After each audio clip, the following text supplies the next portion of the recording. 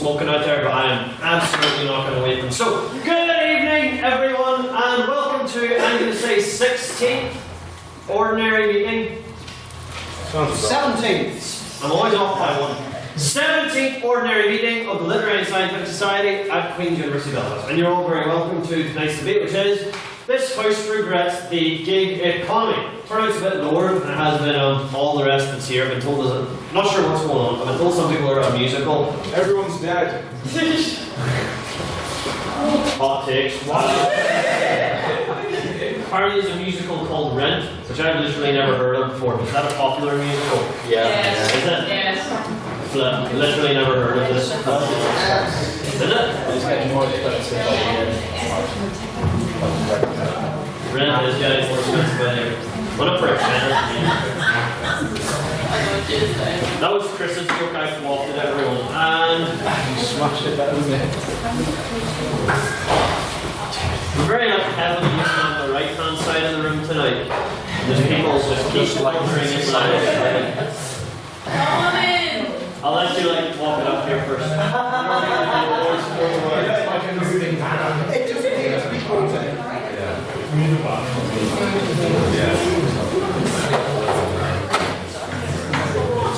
Matthew Bradley, everyone.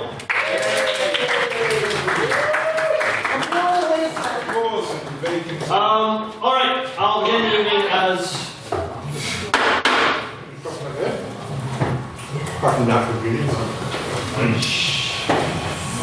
right.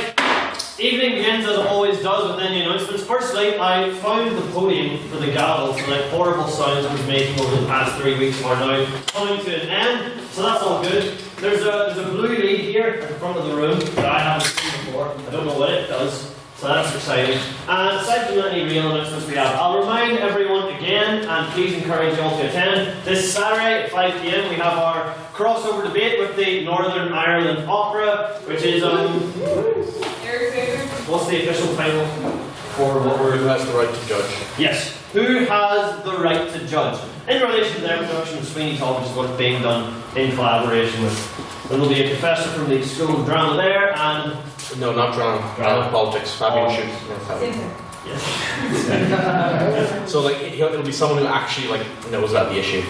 I believe it was Bismarck who said that politics is the world's greatest theatre. I think.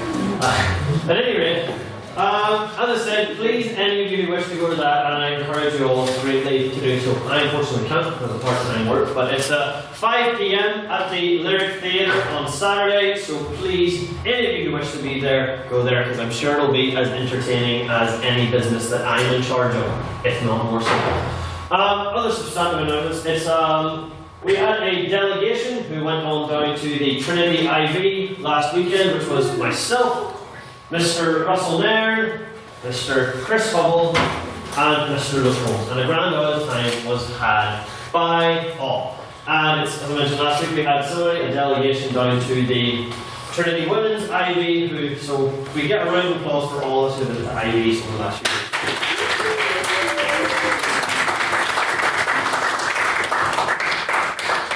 And in other competitive news, the semi-final of the Irish Times is upcoming shortly, I believe, which will be Sir Conor McArdle and Sir Cormac Mann speaking. Again.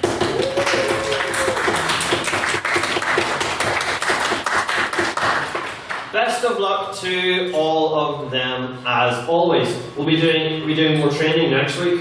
Yep. Training workshop next week once again on Wednesdays.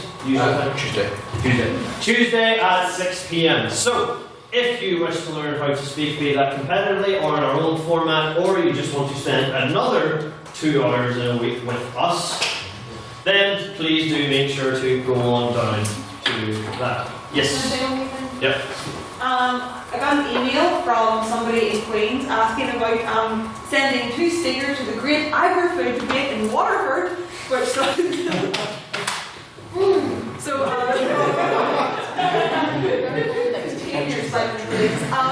we need 2 people to go to that. It's 13th and 14th February, someone take one for the team. Orange don't have to go to this, so I guess.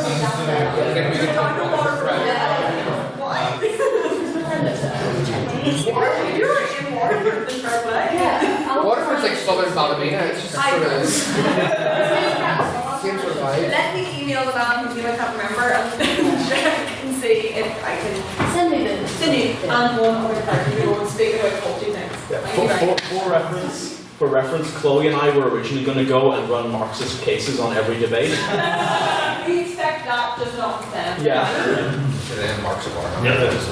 And I will give my weekly encouragement for any of you and all of you to speak at our regular weekly meetings, for which you should contact anyone in council or Mr. Matthew Bryson, who's not here. Yes. When was that rescheduled to? That's rescheduled the 16th, so 2 training workshops on the same week. It's going to be great time. There we go. We're queer flying, there's always something on, so there is. Believe that should cover the announcements. Do you have anything to say, Mr. Kieran? I do not believe I do. Wonderful. Then we shall swiftly move on once again. Actually, I do.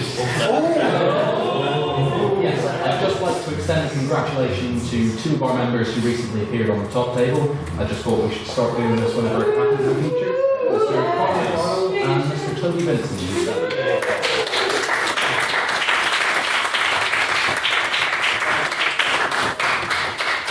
The frequently proclaimed biggest show in the country. Point of information, it's actually the no show. I think that's the point of order, actually. Oh, that's my No, we're not doing this. Every time we mention points of order, we go down a rabbit hole for like 25 minutes. If anyone wants to bring a point of order up at any point during tonight, think really carefully about it first. We have to make sure we're not doing the constitution. Nope. Swear to Christ, does that count? No, swear to Christ. No. If that doesn't count, I will walk out. The turnout here is low enough tonight that I think we should be able to survive the evening without us having to refer to any articles of the Constitution. I do not want to have to consult it at all tonight. It's happened. We've fallen down the rabbit hole that I mentioned. Rabbit hole or anything. So, I'm now bringing the announcements to a blissful close, and I pass you over to your primer of the proposition, oligarch of the opposition, and antichrist of the abstentions. Please welcome up to read last week's minutes, Mr. Matthew Bradley.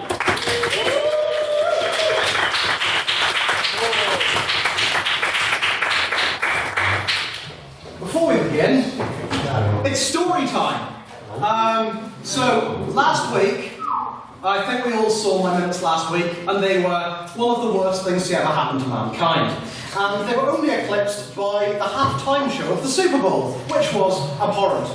So I was in pretty bad spirits after I read the minutes last week, so I thought, I'm going to nick the pop-up banner. And so I did. I brought the pop-up banner to Bangor. I'm just going to say now in front of the entire house, and don't you dare find me for this, Hugh. I hate this prick. Right? He still has scars from having to go to Bangor. Yeah, right. So what happened was, I was sitting alone in, like, at the computer as I do, at about 3:45 in the morning, and I just see the pop-up banner and I go, I'm putting the pop-up banner up. And I go to put the pop-up banner up, and there's a little bit at the top there where you have to connect the plastic to the metal pole, and it didn't connect properly, and it slid down and cut off the top of my thumb. So when I say I hate that prick, I mean it. Many of you will know of my hatred of other members of the pop-up banner community. There's a video of me which was uploaded live to Facebook that's over an hour long of me behind a pop-up banner, literally crying. So if you want to hear that story in the pub, just come up to me. So, do you want to hear some minutes? Yeah. I said, do you want to hear some minutes? Yeah. Who said no? He said no. You dare say no again? I think I like a striptease or what's going on. Oh, I'm going to be fucking the 16th ordinary meeting of the 170th session of the Queen's University of Belfast. By the way, if anyone tries to find me for that, I've already paid in blood. Of the 170th session of the Queen's University of Belfast Literary and Scientific Society took place on the 31st of January 2019 and was attended by 47 members. President Dobbin opened the meeting by congratulating Mr. Colin McGardle and Mr. Cormac Mann, who had progressed to the semi-finals of the Irish Times. After After some further amazements, the secretary delivered a 7 minutes which was so awful, the pop-up banner took a blood sacrifice for his crimes. The private member's business was started by Mr. Cormac Donegan. He asked the House's opinion on the situation in Venezuela and whether the USA should get involved. Mr. Alderman Sparrow decried the US's history of interference and expressed concerns that they may inflame the situation. Mr. Morgan Hickman questioned how a neighbouring country could stand by in the face of Venezuela's multiple human rights abuses. President Emeritus Ben Murphy, HLM, stated that lifting the sanctions put upon Venezuela by the US and its cronies could allow the country to become the democratic country it is at heart. Mr. Chris Dawson countered Mr. Murphy's point, claiming that while he is no fan of President Maduro, he is trying to institute some form of authoritarian rule to the country. Mr. Colin McDonald asked the House's thoughts on the case of the 12-year-old victim from NI, who had to travel to the UK to have an abortion. Mr. Jason Grant condemned Northern Ireland's abortion law as draconian, and Mr. Jack Hammond noted how the requirement to travel to England simply turns abortion into a class issue, as not everybody can afford to travel. In other private members' business, Mr. Russell then noted a recent trip to the esteemed Botanic Avenue eatery, Greg's, and the vegan sausage roll he had consumed, which he deemed to be on par with their regular sausage roll. In response to Mr. Nairn's plea for the House's favourite vegan alternatives, Mr. Morgan Hickman delighted the House with his visceral rendering of Marks and Spencer's vegan burger, directing particular praise towards its colour. Mr. Russell then also spoke of his recent attempt to acquire the web domain genitals.com, as a last refused to pay the owner's asking price of $75,000. What a shit. In President's Questions, Ms. Genevieve Well enlightened the House with the tale of Herr Dobbins singing All Star by Smash Mouth at Cuckoo's karaoke night. Mr. Russell then, after being told of a recent DJ set by the infamous Mr. Paul Chuckle and the equally infamous Filthy McNasties, claimed that it was once possible to hire the Chuckle Brothers for £3,500 per evening. Deducing that the price will have been somewhat reduced in the past year, Mr. Mayor asked the President if he would hire Paul Chuckle to guest chair debate, and if so, which one? Mr. Dobbin chose This House Regrets Internet Pornography. Paul Chuckle at that, really. That's funny. Mr. Chuckle would turn up expecting a DJ gig, see the assorted members of the Litterific, and go, what's this, lads? Mr. Chris Hubble questioned whether we could invite Mr. Chuckle to a debate, which resulted in the President opening the motion. This House will extend an open invitation to Paul Chuckle, which resulted in 28 ayes, 2 nays, and 1 abstention, which came from Mr. Cormac Manning, who had no idea who Paul Chuckle is. After the President's Questions, Mr. Morgan Hickman. He's in so much shame. Sorry, I was just saying what happened. Don't blame me for other people's bullying. On the President's Questions were both Mr. Morgan Hickman and Mr. Jake Kieran. A vote of prior opinion was taken on the night's motion. This House believes the family was a genocide, which read 24 ayes, 12 nays, and 7 abstentions. Mr. Alderman McSparrow opened for the proposition, who claimed that the lack of care and understanding from landlords and the negligence of the British government under John Russell produced an artificially manufactured hunger. Mr. McSparrow noted the British government's refusal of responsibility and noted that Britain's laissez-faire attitude was more akin to one of not caring. Mr. Finbar Rogers gave a speech in which he stated how British attitudes towards Ireland have been defined by shocking ignorance and disinterest, and drew comparisons with contemporary conspiracy theories. In his maiden speech to the Society, Mr. Capel-Mullen continued for the proposition, who refuted the proposition's characterisation of the British as apathetic, suggesting that their inactivity was more deliberate. Noting how Britain's lack of intervention was perhaps a measure to handle the population, Mr. Mullen claimed that members of the British government were aware of the situation in Ireland and that their refusal to help renders the famine as a genocide. Mr. Christopher Dawson, in his maiden speech, opposed the perspective put forward by the proposition, declaring that the deaths resulted from the unprecedented disaster of the Blight. Claiming the Act of Union proved strong goodwill towards Ireland from the British, Mr. Dawson noted how highbrow magazines argue for non-intervention and questioned how we can regard laissez-faire economics as causing genocide when they were so well regarded by academics at the time. Mr. Colin McDonald concluded for the proposition, stating how the British government knew something was coming yet did not act. Stating if you inflict a wound on a man, let him bleed to death, it's not the bleeding that kills him, but the wound, Mr. McDonald noted how Dublin was barely affected by the famine and that it was the native Irish population who was specifically targeted. Mr. Russell then concluded for the opposition, contending that to describe the famine as a genocide means that that label also applies to homelessness and social inequality, as the deaths have not been prevented, yet were not inflicted. Claiming a lack of intention to destroy a group of people negates a reading of the families of genocide, Mr. Nen noted that this definition displays a significant broadening of the term. Questions were heard from Mr. Jude Perry, Mr. Hammond Torford, Mr. Chris Hubble, Mr. Joseph Durbin, Mr. Niall Heron, Mr. Morgan Eggman, and Mr. Ben Murphy, and Mr. Jay Kieran. A binding vote on speakerability was taken on the motion, which read 28 ayes, 3 nays, and 2 abstentions, resulting in a conclusive win for the proposition. May I take the minutes as read? Aye. Hooray.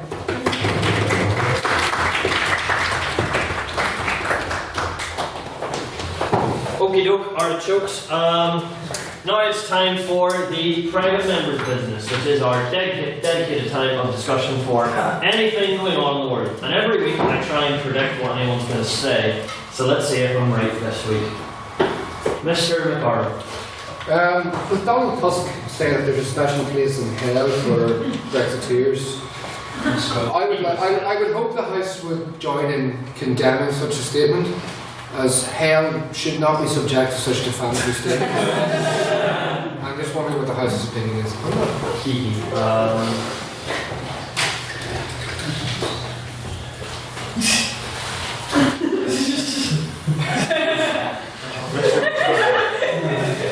I think it's just the fact that Conor McGarville has blatantly plagiarised the joke on Waterford Whispers News.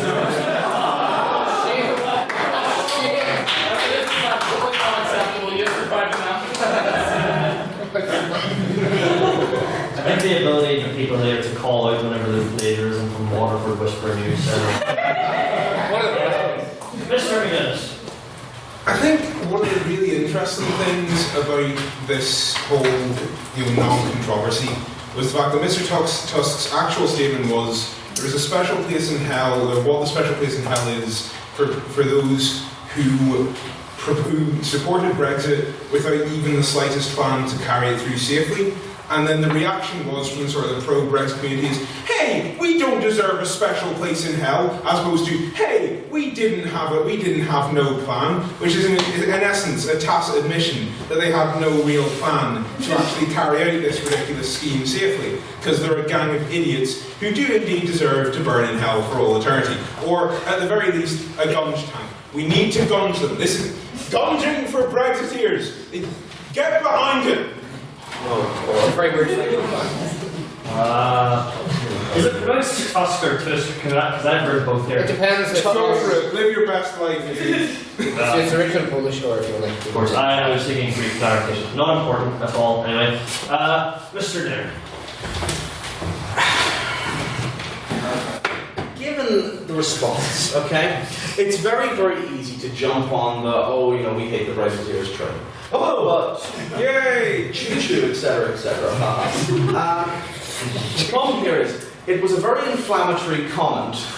They responded to the inflammatory comment. I don't think it gives tacit implication that, haha, I caught you out, you were wrong all along, because you respond to someone telling you to go burn in hell by saying, nah, I don't want to go burn in hell, stop that. And I think in particular, the thing we need to think about in regards to this is the theological definition of hell.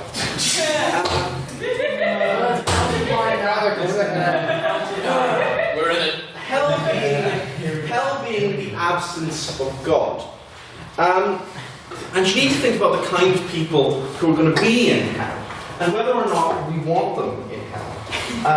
Because if you are, like me, planning on eternal damnation, if you have that scheduled into your calendar, then you're going to want to promote a particular class of damned. So the kind of people you want to have in hell are like rock stars, professional chefs, interesting conversationalists. You're very small scope. You're a man who buys pints. You want those guys in hell. So if you know any of those, encourage them away from the light of God. But Brexit, people politicians, Brexiteers, Remainers, EU fanatics, you want them in heaven because then you don't have to deal with them, and you can just sort of not for the rest of eternity, and no gunge has to be involved, thankfully. The scope of this argument has been made so broad and yet narrowed so much in a very short span of time. So, Mr. McSparren, I'll definitely let this be the last word on this one. Mr. President, Yes. I think we as the Literatic should assess whether Brexiteers should burn in hell by picking a Brexiteer and deciding should they burn in hell. So if anyone in this room wishes to admit to being a Brexiteer, I think we should vote if they should burn in hell. I'm not going to do that. And the novel's finished. I'm putting a swift end to that. And if there are any separate private members of business, I will hear them now. Mr. McGinnis. So, in continuing the defiance of my apparent pigeonholing as a sports-phobic nerdy type, I watched the Super Bowl this Sunday, and so as those of you who follow American football might be aware, the final score was 13-3, and there's been some controversy as to whether this was made it a boring game, due to the low scoring, or whether it was interesting by virtue of the defensive display from both teams. So I'd like to hear the House's thoughts on that. But they're probably just going to make a bunch of remarks on how boring American football is usually. As a no-name reprint, let's deal with it. I did predict the Super Bowl was going to come. I'm going to give myself a point for that one. Sorry to disappoint, I'm not going to let all of you speak anyway, but I'll go firstly to who has not spoken this evening. Mr. Vetter. No, I've got 1 point to Mr. Glasgow. Thank you. Well, I'm sure we're all aware that Albert Einstein said that time is relative. I confess, I don't really understand what he meant, but I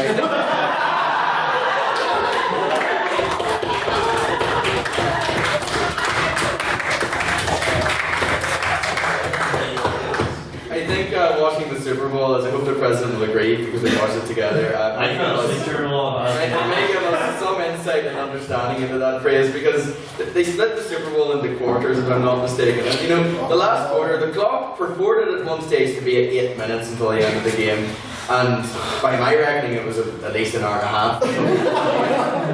Can we reconcile this with quantum physics? I'm not so sure. Was it enjoyable nevertheless? I would say that yes, it was.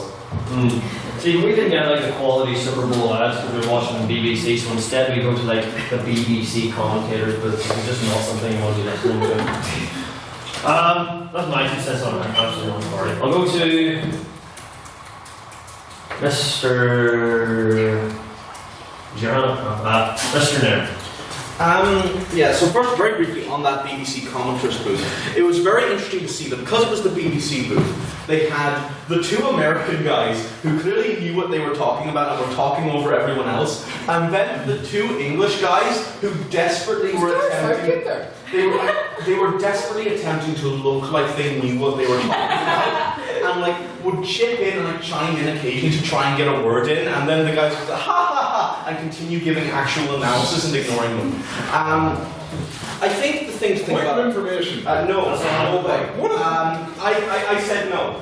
The thing to think about with American football is the way that it perfectly personifies American capitalism, in which it is a sport intentionally designed to have so many breaks that you can throw as much advertising on top of it as possible. So, 8 minutes. Felt like you were stuck in time's hell vortex. It was unbelievable. It was insufferable. I just wanted to sleep.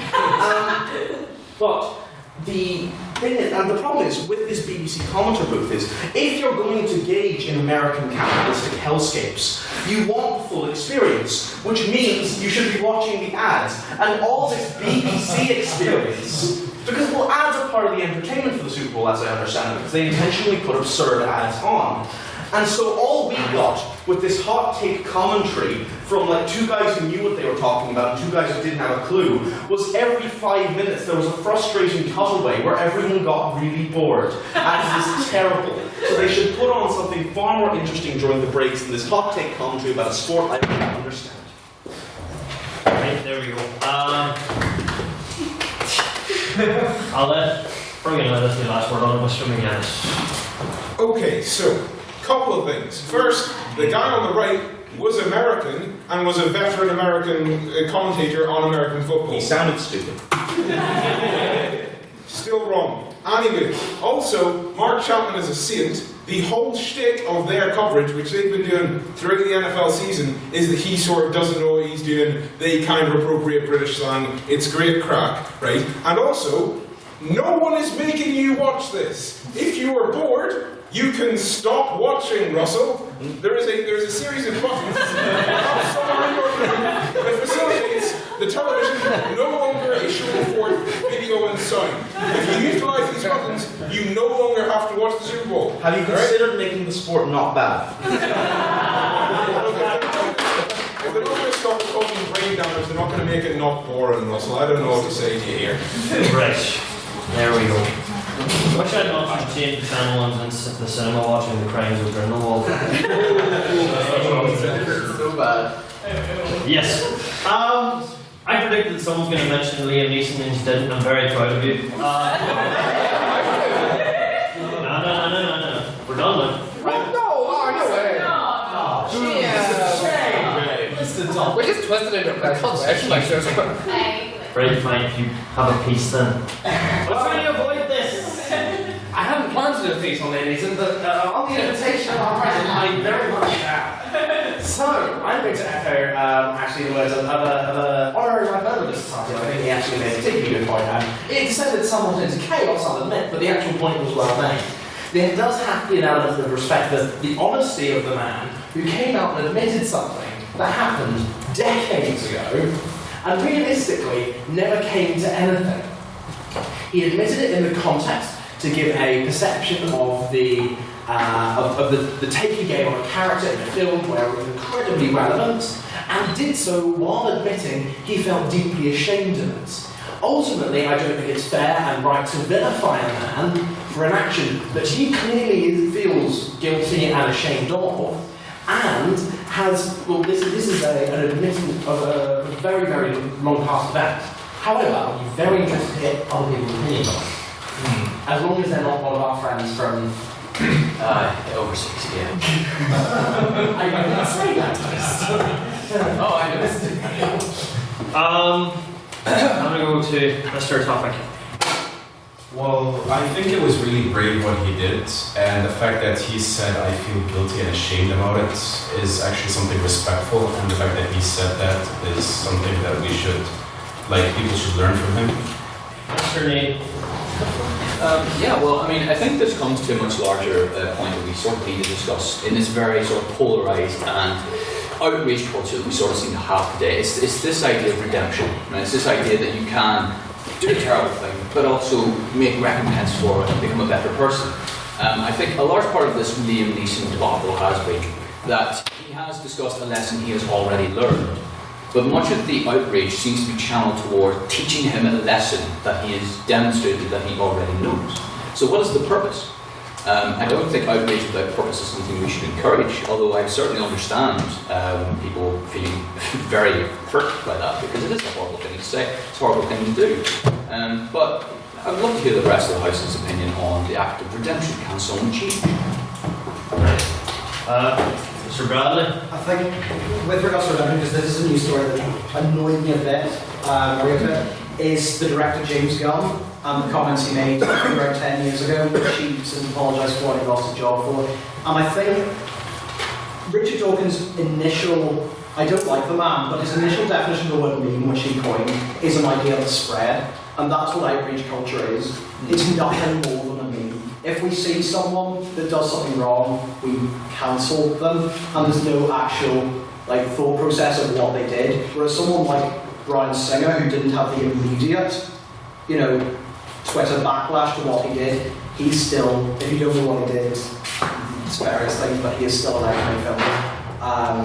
And I think the current, it's epidemic in social media age that we're in, and it's just upsetting. I'll go to Mr. Hart. So I think it's interesting, in regards to especially the specific individual as an alumni of this pristine university. And again, we have to get the context of the time as well. He grew up in Ballymena during the Troubles. And people were shocked that a 60-year-old man from Ballymena was once racist, I'm sure from midterms. But I think, again, and this is the problem with outreach culture, and people really don't take the time just to look back and understand. And he learned his lesson, you know, he basically went by this process. And I think if we focus a lot more on people talking about how they learned their lesson and came to those views and lost those views, and I think it's important to like John Barnes, very, very successful and very high-profile anti-racism campaigner, backed Liam Neeson in this and said he exactly acknowledges what the problem was with the culture. He was a product at the time, but he learned his lesson and he looks back at it now with shame and regret. Mr. Glasgow? So on the redemption point, like, you know, let he who has not sinned cast the first stone. I think that's sort of the crux of outrage culture. People are getting outraged online, and I'm sure they've done things themselves that are bad, if not worse, you know. So I think bear that in mind. On a sort of side note, and ancillary point to this, I'm not actually going to talk about Liam any more directly. I think I can stand to make a wee bit of profit off this whole affair. Thinking, how is that possible? It requires a bit of explanation. So you'll all be aware that Liam Neeson played Jedi Master of Star Wars Episode 1, The Phantom Menace from 1999. So you may also be aware that Marvel Comics, which is owned by Disney, and that's very important, has been releasing a series of one-shots centering on characters from the Star Wars saga. So just 2 weeks ago they released a Qui-Gon Jinn comic. Now Disney is known for protecting their brand zealously and scrupulously. If the trouble of Liam Neeson continues, I suspect that they will pull the remaining issues of Qui-Gon Jinn from the shelves because there were not many of them in the first place, and I own one. It should up in value, and should I wish to sell it, I will make a significant sum of money. So That's worth it. Well, I have a similar story. go first to Mr. McGann. I think part of this controversy that hasn't quite been fully acknowledged is that a lot of the anger isn't that Mr. Neeson hasn't learned his lesson, but that he hasn't really learned the right lesson. Because like he sort of frames this story as like, oh, you know, I went out, you know, to try and get revenge like the character I was playing did. As opposed, you know, where what he actually did was he wasn't trying to get the specific guy with, you know, who had, you know, remember his family. He was just out to kill a black man, and he hasn't really fully acknowledged the intensely racial nature of this of what he did. I think that's a lot of the anger that is present is that he isn't properly acknowledging the specific racial element of what he did. I'm going to go to Mr. Hickman, probably last point in the interest of time. I think it's a very interesting point this thing is brought up, and I think it's certainly kind of become the kind of bulwark of individuals who are continuing to criticise Liam Neeson in the UK. But I think there's something that's been raised by Mr. Cowell amongst others here and outside these four walls. But what is worth noting is he was a product of his culture. On the one side, he's a man from decades ago, and that provides context in the sense of what a shock he had some racist attitudes. However, I think that this is the arguably more important, whether Ballymena or anywhere else in Northern Ireland during that period. There is this tribalistic culture and tribalistic issue. I mean, we need to look no further than the Kingsmill massacre and then the subsequent attack in Crossmaglen to see a kind of an immediate knee-jerk response to innocent bystanders of a designated community. And similarly, after the Poppy Day bomb in Enniskillen, a group of men went out hunting for someone to enact retributive justice upon. And that is no justice at all. There is no doubt about that. However, in the instant case, when we're talking about Liam Neeson, we're not talking about a man who is going out because he has this endemic racist tendency. He has an integral tribalistic tendency that was heavily fostered by the socio-political culture in this region when he was a young man. This is an exemplification of that rather than anything racist. And I'm going to end the private memory business. That was actually a very good discussion. I enjoyed that a lot, so I'm sure we can continue said discussion later. But for now, we move on to President's Questions. This is the part of the evening where we document my ever more rapid descent into madness. So I'll go firstly to Miss Vetter. On the note group of BBC commentators, Mr. President, who would you say is your favourite? Graham Norton or Terry Wogan? I literally don't know who Terry Wogan is. What? Shame. I mean, he's dead, so it's not very good. I think the word is was dead. Yeah, that's So it's not very good. Oh no, it's not very good. He's not going to present How do you know who Terry Wogan is? You never know. I don't know. Institution. I'm cut out from the mainstream popular culture. Terry Wogan was one of these individuals that Britain claimed as their own. Yeah, exactly. I'll get a photo of him up here in a second, see if I know who he is. The name doesn't ring any bells. Thoroughly doesn't. I think that alone makes that answer controversial enough, so there you go. Is there anyone else in the room who doesn't know who he is? Am I like alone here? No. Thank you. Right, Mr. Nairn.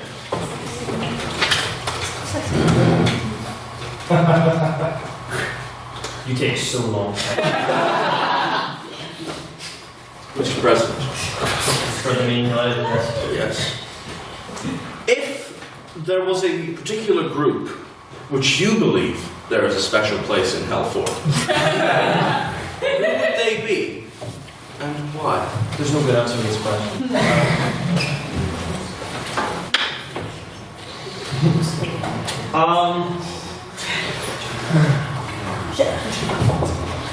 The problem is sometimes these questions do require me to think for a while. I was in the pub a few weeks ago and a bunch of people came in white baseball caps and they were like waving their phones around every time a song came on. That was I'm not so sure about hell though. And there is, and I've alluded to this before, there is on my street a certain building to which there is very often a certain, not class, but group of people. And I would say that they probably are frequently visited by the police, I'd say, based on empirical evidence. I would say, without any particular reference to this place, or to whom I'm referring, or to what activities I know they get up to,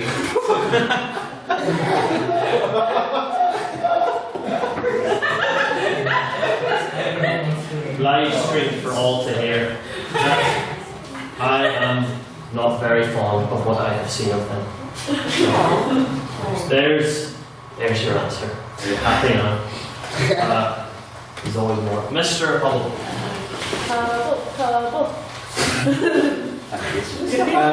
Last week we had a motion carried. I didn't do it. I didn't do it. I say to you, Mr. President, we will impeach you if you do not extend an invitation to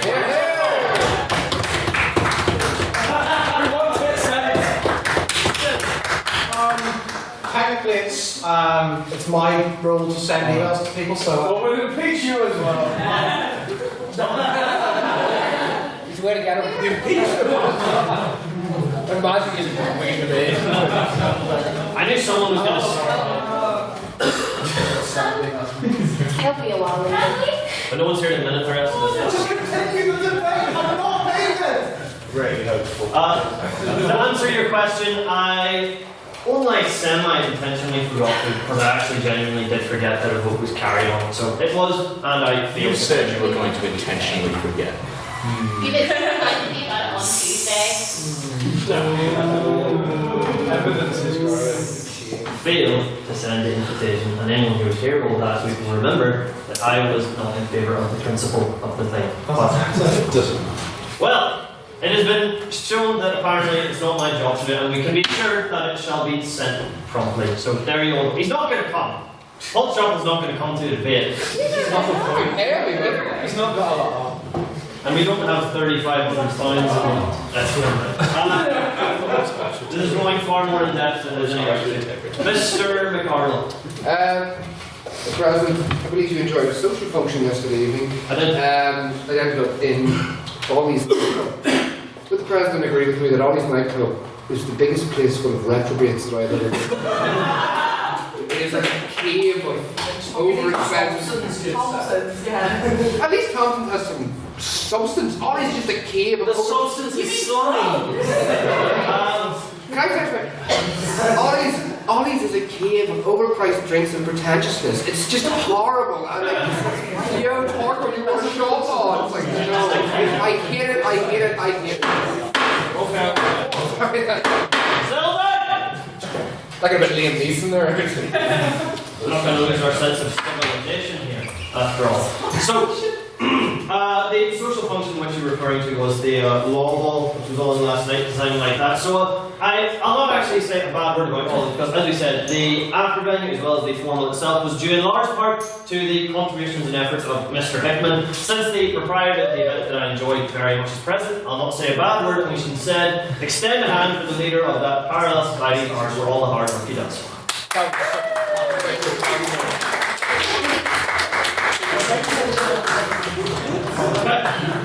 Right, any other questions in the room? I think we can round up after this one. So, let's make sure. Also, as a reference to the law ball last night, there was much talk about the starter, which was a salad, which was just tomato and beetroot. And I would like to ask the Honourable President what you would actually have as a starter, if not salad. We had bread and mushrooms last year, which were delicious, but But we got told no mushrooms this year. That was me. That's a Brexit. It usually is. right, it's I can't give like an entire rundown of my dietary preferences, though I can assure you they're not good for me. Just not tomatoes. I'm sorry, they're my number one least favourite fruit. And it's, yeah, no, my flatmate Alex, who's not here this week, unintentionally buys pizzas with sun-blessed tomatoes on them. Sun-blushed tomatoes. Intentionally, so that if his pizza is left over, neither myself nor Mr. Glasgow will try and eat any of it. There you go. Have a bit more time. Mr. McSparry.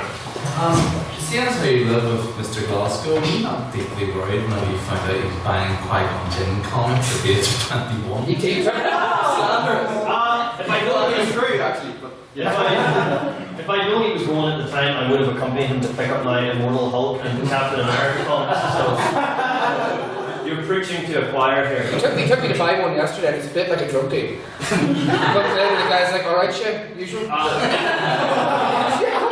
He comes with like a brown paper bag. I was like, have you got any of that Batman? Yeah. Please support your local comic book retailers. Let's see, take a bit of time left. Mr. Glasgow. So, as the President will be aware, we got home from the law ball last night. We put it up Amazon Prime Video, and for $3.99 rented Recess school. I'm sure we had a great old time watching it, lots of colourful characters, a nice end of the series. So I just like to ask the President, what's your opinion of the continued Israeli occupation of West Bank?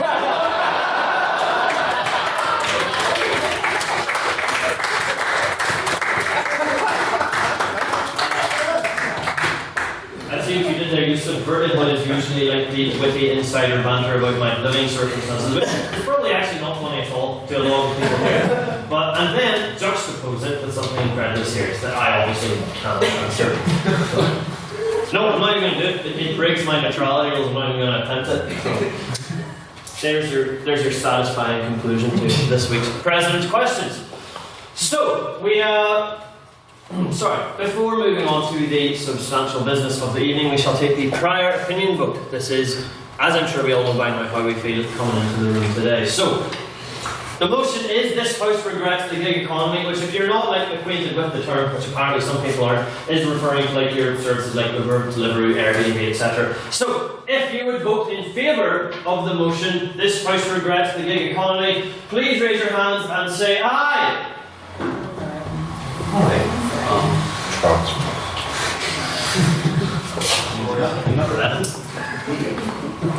Right, and if you would vote against, please raise your hand and say nay. Nay.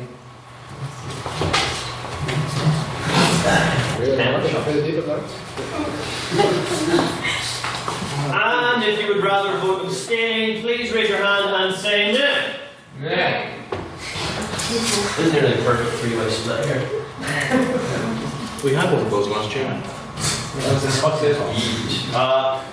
Right, Mr. Matthew Bradley, will you please give us back that vote?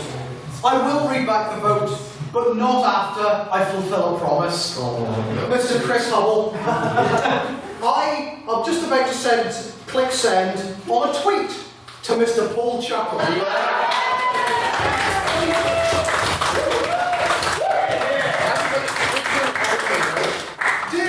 Paul Chuckle 2. We're a debating society at Queen's University, Belfast. After your recent DJ set at Filthy McNasties, the House passed a motion to extend an invitation to your good self to guest chair one of our future debates. Would you be interested in this opportunity? Do we accept this invitation? Yeah, it's on the Twitter.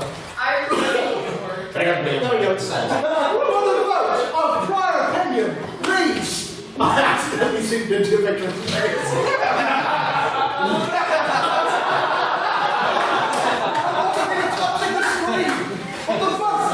My prior opinion reads 11 ayes, 10 nays, and 7 abstentions. The ayes have it then, the ayes have it.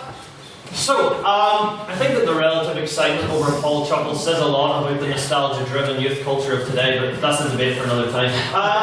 We'll move on now to the substantial business of the evening, which is the motion, this House regrets the gig economy. Speaking first for the proposition, please welcome up frequently proclaimed Luke Kelly stand-in, Mr. Chris Hubble.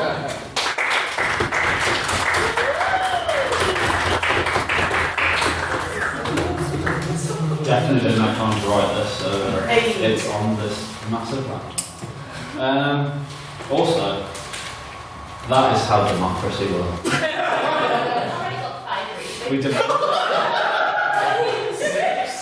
Technically, the vote he called in accepting the invitation was illegitimate because only I can call votes in the House. Yeah. That's for another.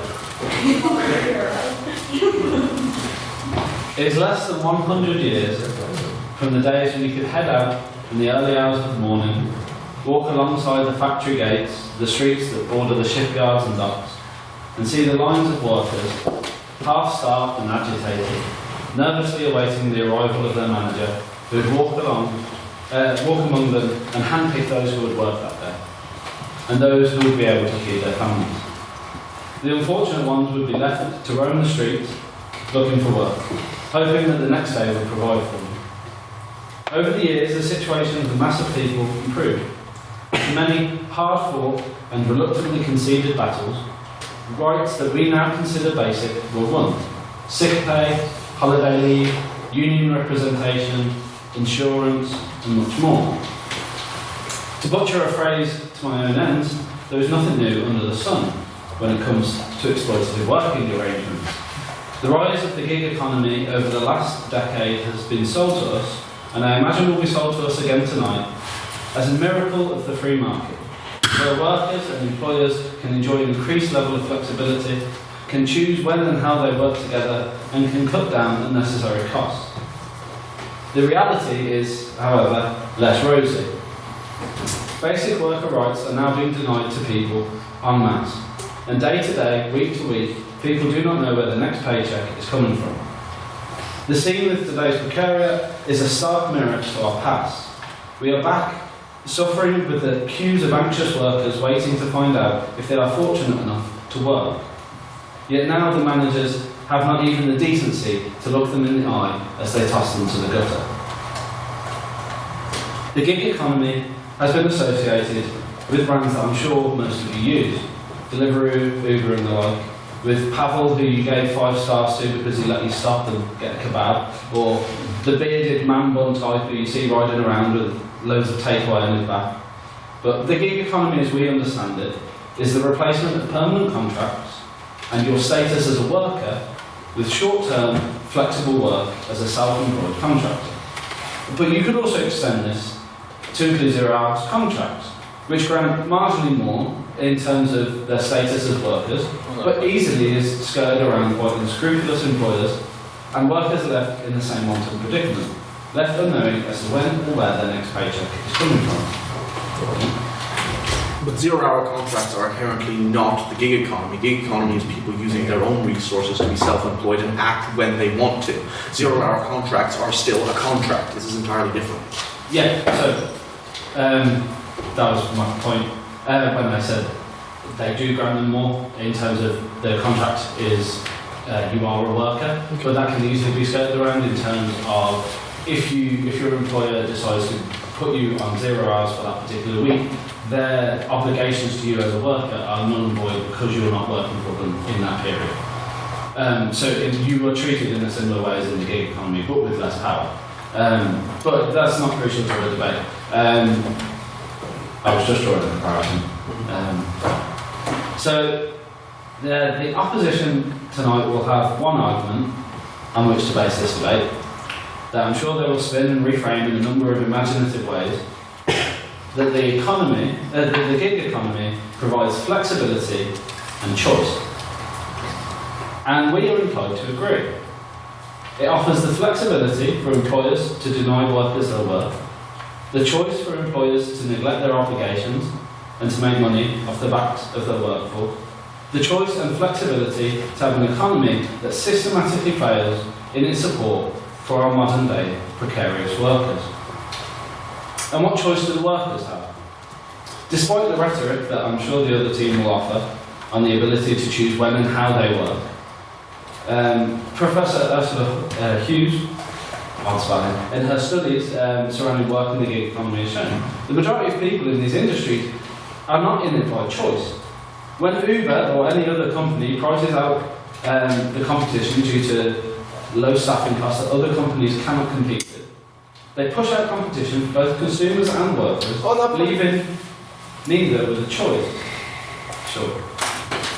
Would you ever stop the delivery cyclist and said, did you choose to work for Deliveroo? They'll say yes. The choice is still there. I'm getting onto that.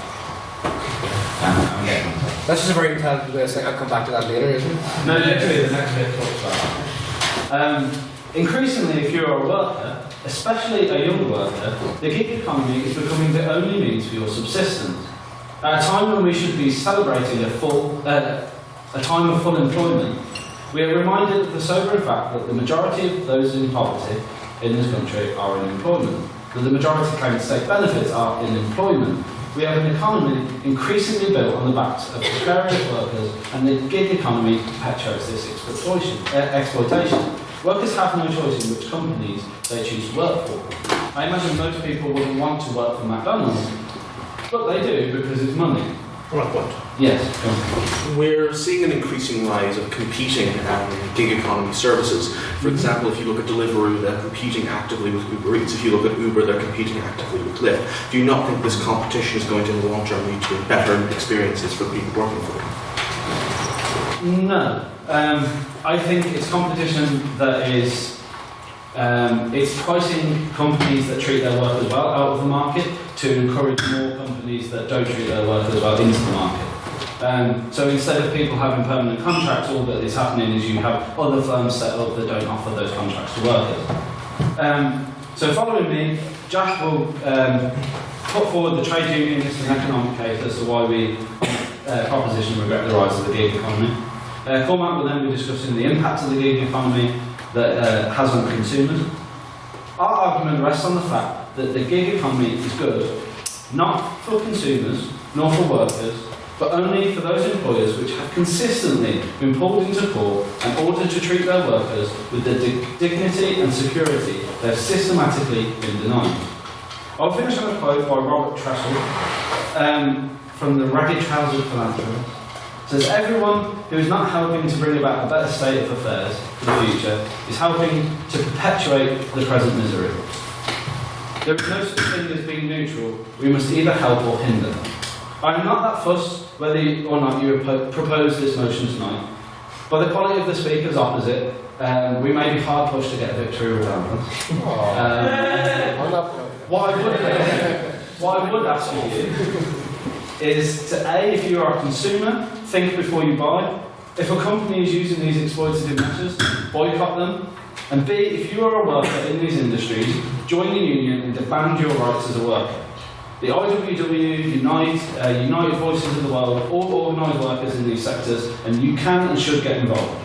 The gig economy is exploitative. There is no debate. I beg you propose this motion.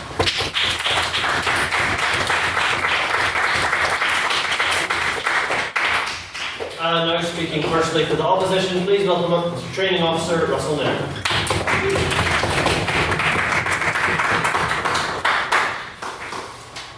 Wickety woo, I'm here to talk to you. So, we've got three primary points in this debate here tonight coming from the opposition side. And the first off was preempted somewhat by our proposition speaker. Preempted and then not really talked about. But the first thing we're going to talk about on this side is the flexibility this offers to individuals and the serious point that is. Not a point that we can just throw away as, oh, they'll say that it's flexible. The serious advantage flexibility offers. We're going to talk about the gig economy as a manner to supplement income out in a world where 0-hour contracts are so prevalent and make double jobbing nearly impossible. And finally, I'm going to talk about the improved consumer experience the gig economy offers and how it makes it better for both the employees and the people using the services. First thing I'm going to talk about, though, the motion we have here is a this House regrets motion. And the thing I want you to keep in mind as you're voting on this tonight is that in order for us to regret something, we have to include that the negatives the proposition presented to us are so much that they outweigh the various positives I'm going to put forward. And I don't think that's going to be the case. So, first of all, a tiny bit of rebuttal. We have this description about comparing to 0-hour contracts and making a comparison between 0 hours contracts. But the problem with 0 hours contracts and why what we're presenting in the gig economy is so much better is that this exists in a true sense of flexibility, in that you are operating in a self-employed framework. You aren't beholden to a boss as much in this regard, and therefore have your individuality and can be expressed in regards to as many different service uses as you want. No, thank you. So, first point on flexibility, and the point we can't ignore here, and the big point we're pushing here, is that engaging with the gig economy is a true opportunity to choose the hours you want. What does that mean? Well, if you want to work for Uber, or you want to work for Deliveroo, it's as simple as you open up your special working area, you click, once you're registered, you click, start working, and you have started working. On that point? If they give you work. So as someone who works in a takeaway where, lots of delivery drivers, there's plenty of them that are there all the time, and plenty of new delivery drivers, for whatever reason, just don't get work. So they don't have a job, they don't have any income. Thank you very much. And I'll go on and explain the different instances where this is applicable and where this industry is growing. And where as this industry grows, we'll see more applications of this and where it will become more valuable. And I'll particularly give you an example of which will help alleviate your concerns in a moment. And I think that example, very recently I went to Manchester for a trip. We went to see the power metal band Powerwolf. They are a bunch of men who dress up, put on white makeup and pretend to be werewolves. It is obscenely silly, but wonderful as a result. And while there, we used Uber a few times. I've got my Uber app open here so I can reference. While there, I met a nice man called Nasir, who was taking our trip, and we got talking on the way back from the concert to Nasir. And in that process, I asked him, what's it like working for Uber? Because I was genuinely curious. So I knew we had this debate on the return card, and I wanted to see what he thought of it. And he described it as quite literally like the best job he's ever had. He says that in a large built-up city like Manchester, where he's able to get work consistently, he is never out of work. He is constantly making money, and he's making more money than he ever was in traditional taxi service because of the flexibility of his hours, because of him being able to choose when he wants to work and being able to time his work around peak hours on lunch. Go ahead. Taxi drivers in Belfast presently are allowed to do that along every city in the UK. They're allowed to pick their hours as they choose because they work for a depot, which gives them that flexibility. So how is Uber any different? Uber is different because in this particular instance you get the advantages of self-employment without being beholden to a particular boss. So, in this case, he has the maximum flexibility. His work is literally the qualification to sign up. It was the ease of him getting set up. Basically, that's the thing. No, thank you. Leave me alone. The ease of getting set up was his primary benefit in this regard. And he was basically pointing out, no, thank you.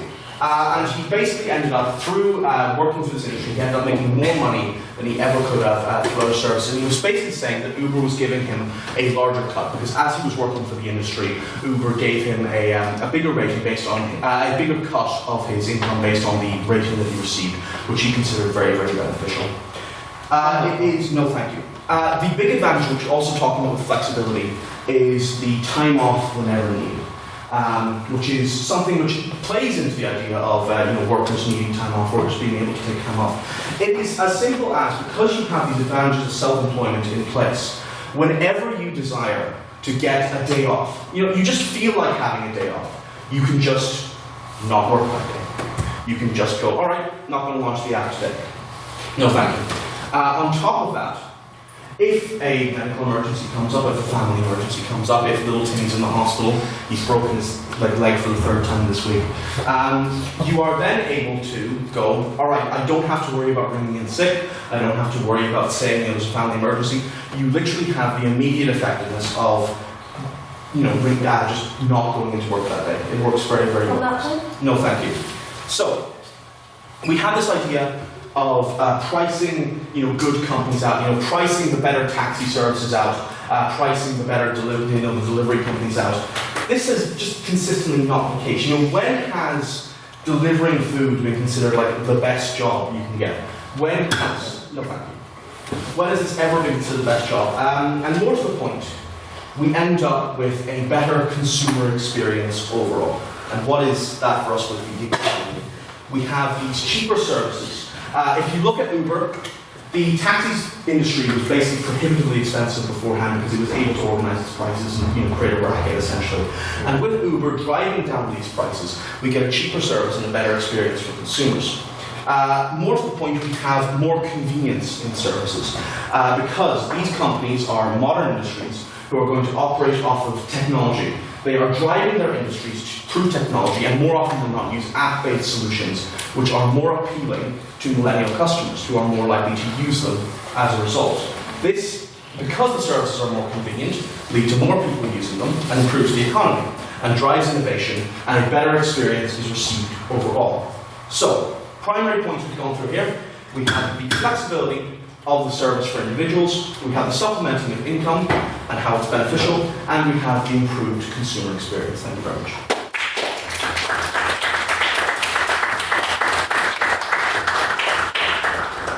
And now I would love to speak second for the proposition, Mr. Jack Patton.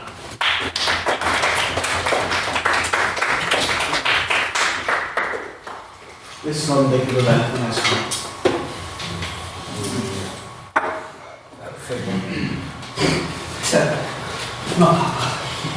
Well, Mr. President, Mr. Secretary, comments of the House. I can't afford a fine, you can try if you want. I'm going to start off with about 3 points of rebuttal that may run in HR. And then I'm going to build on the point of security laid out by our first speaker. I'm going to discuss the impact on trade unionism within unsecure working environments and how this move has impacted on the financial security of the workers in these particular situations. So, rebuttal points first. Mr. Nairn, whenever my colleague was speaking, gave POI about the impact of zero-hour contracts, how they shouldn't be related to the gig economy. I work for a company I will not name because that's burned me before. But it's just agency work. Basically, I am an employee of them, but I am loaned out to various other companies to do whatever work they need, very much on a gig by gig by gig basis. Meaning that my job is flexible, my job is suitable for my time, and I go weeks and weeks and weeks without a job and unable to, pay for shit. On the point about the example of Uber that was pointed out by the opposition, Uber in several American cities, including Austin, Texas, were kicked out several years ago because they refused to run background checks on their employees. On that point? No, it's still Texas, honestly. No. I mean, consistently, one of the reasons we see Uber being kicked out under this, facade of refusing to run background checks is actually the sort of the existing taxi company sort of oligarchy, creating an oligarchy and trying to drive them out through lobbying and legislation in order to secure their monopoly, functionally. What do you have to say to that? At the end of the day, regardless of the background shenanigans that inevitably goes on in the capitalist system, the simple fact is, if I'm getting into a car with someone, I want to know They are not on drugs. They are the best driver I have ever met, and they will not get me killed. Have you ever taken a taxi?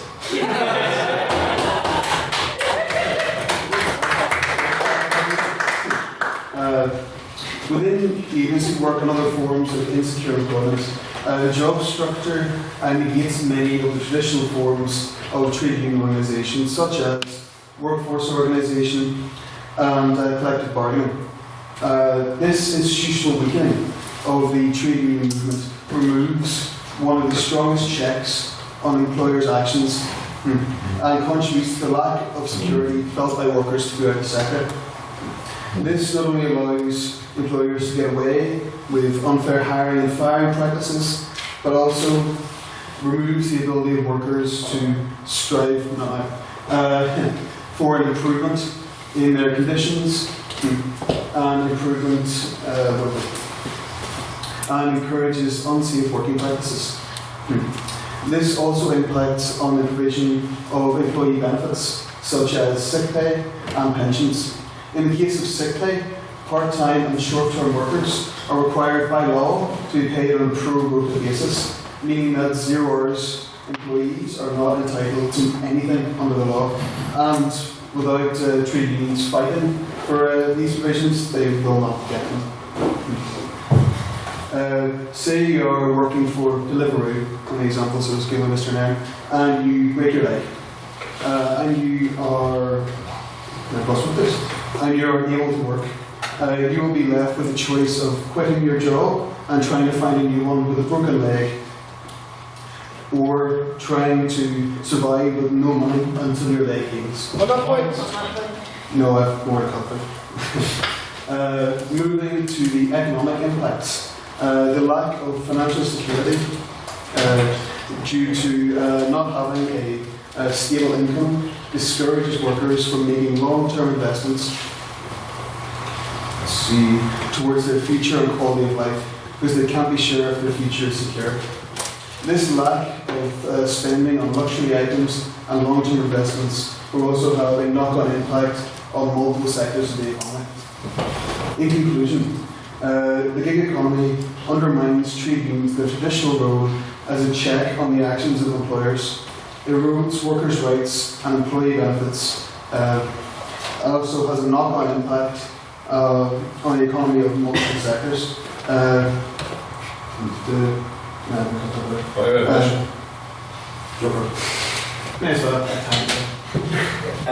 Well, you keep on talking about the lack of terms and conditions and the different terms and conditions with someone like myself that works for a large company. But surely these are the terms and conditions that the employee has entered within working for this company. It is not that they're being blindsided by the likes of Uber and Deliveroo by going in. They already know the working conditions and the terms and conditions that is insinuated by the role that they have accepted to take on. The simple fact is that people are not going into these situations because they want to work for these companies. They're going into these situations because no other companies will hire them. For example, I'm working for the company I'm working for at the moment because I can't get another job. That is the best example I can give to answer that question. Thank you for listening and vote for the proposition.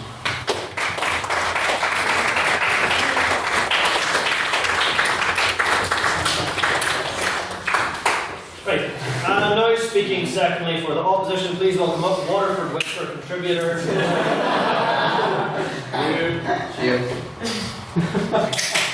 Apologise. Mayor. Well, plagiarism is a serious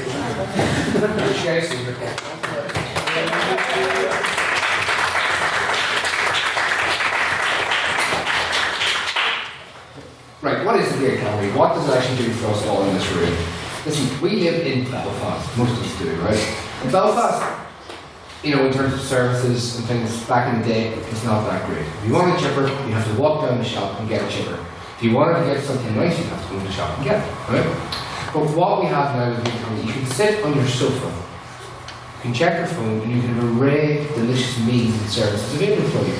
You can then get into an Uber, and for far less than traditional taxi companies, get to your destination. So this is the thing about the free market and about the capitalist system, which we have all enjoyed and benefited from. The gig economy is simply the development of this to advance the technical age.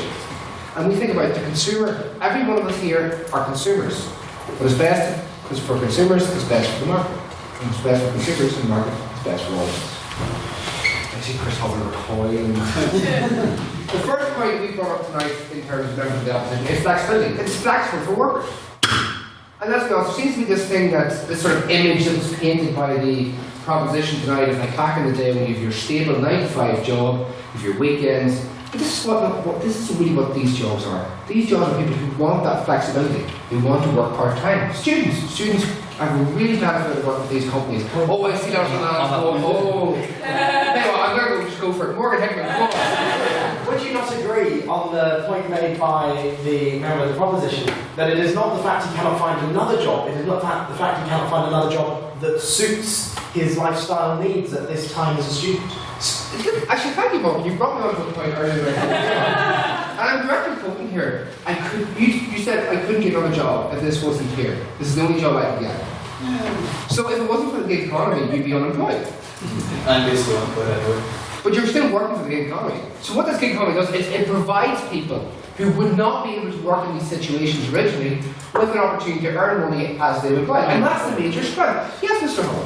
Well, it doesn't do that. All that it does is when you have the gig economy and it pushes down prices because it's not paying workers properly because they're not workers, they're self-employed, which means you don't have to pay a minimum wage for the hours they're working. All that does is it encourages those other companies to treat their workers like rubbish.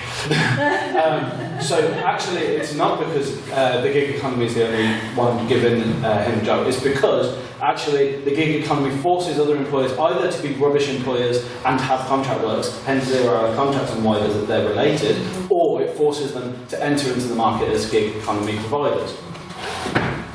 So not come back there. So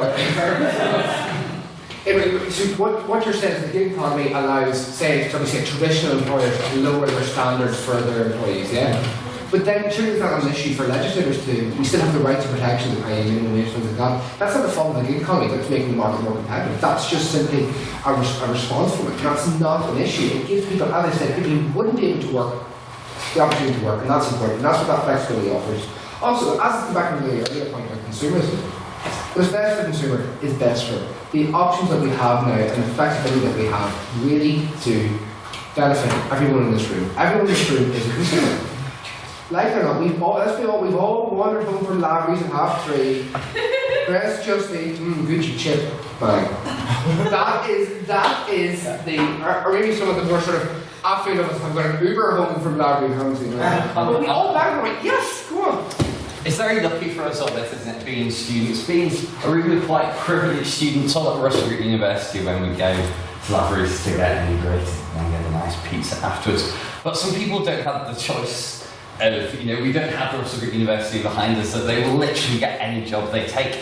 And that might often be the gig economy, which is exploiting workers without any rights. And you haven't really looked at that at all. Okay. It just looks at the consumer benefit. You really have a lot of faith in Queens, by the way, as well.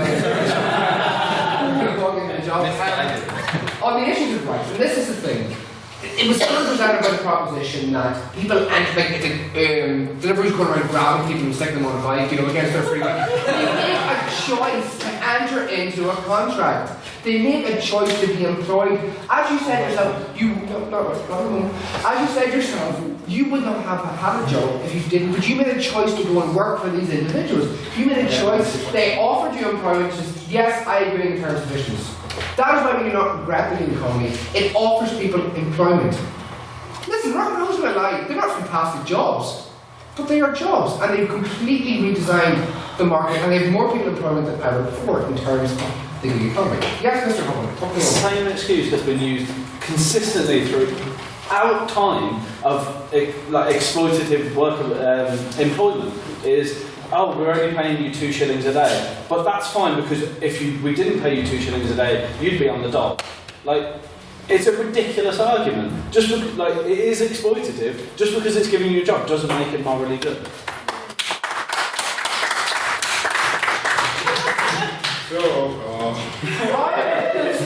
How can it be exploitative when you have that choice to not work? This is the key thing. you're presenting this as sort of, it's like a full-time sort of job, and people are caught in the poverty trap of working for the gig economy. The gig economy is presented as an opportunity for you to earn actual money on the side. They don't present it as a full life commitment to a job. They present it as the gig economy, the options to earn money for short periods of time, your own flexibility work. And the term exploitation is not when you have a choice to not work, and that's the point here. And listen, we may not like the gig economy, we may not think it's a good thing, but we do not regret it, because what it does, it has furthered our own sense of consumerism, our own options as consumers. It has furthered people with the flexibility and the rights that they have to earn money when they want, and when they own. And for some people, it is the only option within their lifestyle to earn that money. So for that reason, we do not regret the gig economy. It's a hard thing to say. And I would urge you to vote against the proposition. Thank you very much.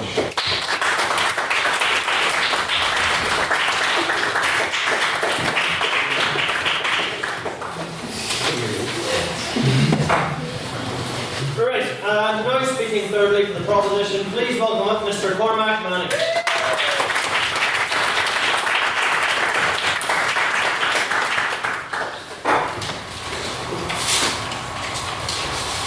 That's where they put their pages in Trinity. It's almost like you went to University down south. Irish Times. Yeah. I wasn't good enough. Trinity killed trees.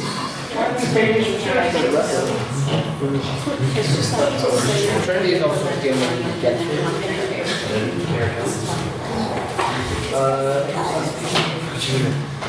Okay, thank you everybody for having me speak at the dinner fig this week. You know, I'll be careful what I say, because if it's not good, maybe I won't be invited again for the next gig. As someone says, if the dinner fig is operating the top secret national price and the gig economy. So, in closing speech for the proposition, we're going to look at freedom. And talk about how the gig economy promises freedom, but what it actually does is reduce it. We're going to look at consumers and workers, because basically what we've heard so far is some very good arguments from my colleagues about why the gig economy damages workers, and the other side have focused only on consumers. But first I'm going to rebuttal to Connor. So he was saying about, Mr. McCarthy, that the gig economy does provide employment because, for example, if you didn't have a job in the gig economy, you would be unemployed. But, as Russell said, companies compete against each other. So the gig economy doesn't necessarily add jobs in net to like the entire total economy. What it does is displace jobs from the traditional economy into the gig economy. And I think even the biggest defenders of it would probably agree with that. I mean, it's not as though like takeaways never existed before Deliveroo. Like pizza shops have been doing takeaways since forever, and people come and deliver it. So it's not a particularly new model. It's that you take away jobs that existed in the traditional economy and replace it with gigs. So that's, I think, something important to recognise in terms of employment. All it does is it's taking people who existing would be employed either way, but are now having to deal with worse conditions and worse situations. No, thank you. We heard talk as well from the opposition about monopolies and fear of these like taxi monopolies. What I would say is actually, if you think of all the first things that come to mind when you think of the gig economy, a lot of those look a lot more like monopolies than the things that existed before. No, thank you. So for example, let's look at Airbnb, and I would argue that the Airbnb sector looks a lot more like a monopoly now than it did before Airbnb existed. Yes? But that's just inherently not true. The reason that they're becoming popular is because these new services are cheaper, and therefore more people are using them. And then because more people are using these services, other services offering similar things pop up, and that's how market competition works. Like for example, you see Deliveroo started doing its thing, got very popular, and then Uber Eats popped up. I'm sure within the next few months we're going to see more apps like popping up, trying to do this kind of thing. We see this across the market. That's just how the market works. So one of the the reasons that it specifically does not work in the gig economy is to make a lot of these apps work, we need both a very big consumer base and quite a big like business customer base. So for example, if you have something like Deliveroo, you need to have a wide set of customers buying it, but you also need to be able to deal with a lot of businesses. With things like Airbnb specifically, in order for something like Airbnb to work, we need both a lot of people who are willing to offer up their homes for rent and a lot of people who are willing to use Airbnb as something that they want to stay in. So it does make it harder compared to traditional things for new people to enter the market. But moving on. No, thank you. One final piece of rebuttal. We heard about the gig economy is great because it allows people to supplement their income. Again, this is nothing special about the gig economy. That's just a part-time job which can exist whether you're not serving the gig economy or not. Yeah, but the issue is the idea of a part-time job commits you to certain hours and certain working circumstances, where the gig economy gives you flexibility around that gives you more flexibility than you're offering through a part-time job. So that does actually lead me on to my next point about freedom and flexibility. So I'll explain why I think that this is actually taking away our freedom and our flexibility. So at the risk of our whole side sounding like multiple Jeremy's ordered, I am going to emphasize the distinction between a gig economy and the gig economy. Because we have to look at the real actual situation that we have. Because in an ideal world, the gig economy might actually be great if people really truly had freedom to say, yes, I do accept this job, or you know what, actually I have the ability to refuse this job offer and say that I don't want to work for this particular company because they're exploiting me and paying me pittance. Because, to sound very American for a moment, freedom is not free. In order to actually have flexibility and freedom in your life, it requires money. That's the whole reason why, as we've heard admitted on all sides, a lot of these jobs are actually not very good jobs in general. The only reason that anybody does it is because they need money. Now again, as we said earlier, the gig economy doesn't actually create new jobs, it just displaces traditional jobs with better working conditions into gig economy jobs with inferior working conditions. No, thank you. What we would say is that a gig economy only works and only delivers all this flexibility and freedom that people are talking about if workers actually have a real choice about whether they engage or not. We heard that the gig economy means you're not beholden to a boss. You completely are. You have to follow what your boss says, otherwise you don't. Otherwise you lose your job. That's a part of the gig economy just as much as anything else. We heard as well about the freedom. Sure. When we say you're not beholden to a boss, we say it in regards specifically to choosing hours and the way in which you don't have to go and ask your boss for the day off. If you need it, you can just take it. Yeah. So that is another huge problem with the gig economy, as we heard that you have this freedom. If your son is in sick in hospital and you need to go look at them, you can just take a day off. And you don't have to worry about asking for your boss. Maybe you don't have to worry about asking for your boss, but you do have to worry about where your money is coming from because you're not being paid for any sick days. What we would say is that that actually leads to less freedom and less flexibility because people are forced to work even when they don't want to, even when they may need to go to hospital to care for loved ones or for whatever emergency has come up because it's the only source of income and because the gig economy doesn't provide the same level of rights at work that other jobs do. To close, we like democracy. We think democracy is great because it allows us to shape the conditions under which we live. It allows us, the people, to select our destiny, to defy elites, to invite these random people to chair the perfect debates that I've never heard of. But democracy allows us to choose our own destiny. And I suppose we would say, why should we not bring that to the workplace as well? For all these reasons, we move to propose. Thank you.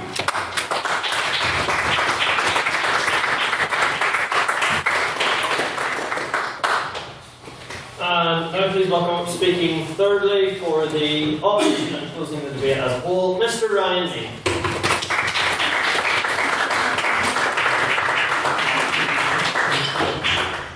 Well, I've no speech with me today, so it's going to be a bit more rough around the edges than it usually is. But okay, so rebuttal. Let's get going. So basically, implicated right at the beginning with your speech, Mr. President, or whatever else we call it.